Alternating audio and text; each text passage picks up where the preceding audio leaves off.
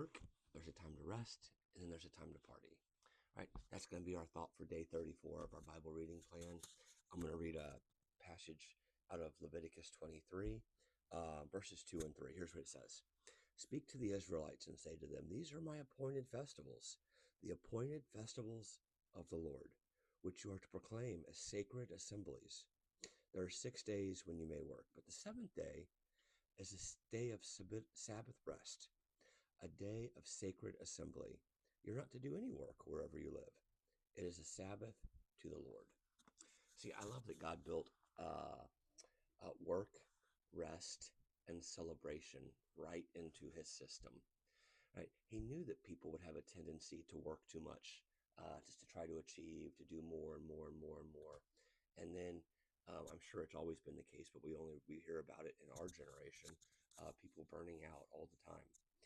And so he gave us habits of rest and celebration. Work really hard, but also take time to recover.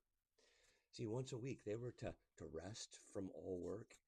And one of the things that they were also supposed to do was to retell the Exodus story, right? Moses and God delivering them through Moses, right, out of Egypt, right? It was to give them a chance to recover and remember what God had done for them in the past.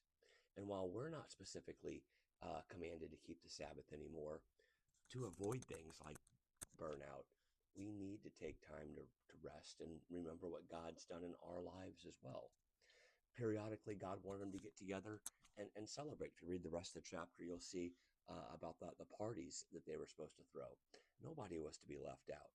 He wanted them to celebrate what God was doing, not just what he had done, but what he was doing still in the present, but also cast vision for what he might do in the future. See, all of this was strategic. It was about remembering what God had done. Rest, remember, and celebrating what he could do if we'll keep walking with him, if they would keep walking with him, if we'll keep walking with him. Later, and I love this, Jesus, he would show up, and there's so many times you find him at a party, right? It was a wedding or Levi's house, or just over and over. It got to the point where he was accused of being a drunk and a glutton. Right? Followers of Jesus, we need to be serious about work. We need to do good work. We need to be excellent at the work that we do.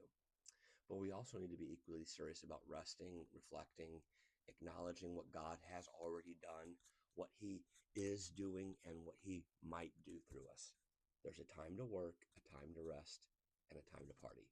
Have a beautiful day. Bye-bye.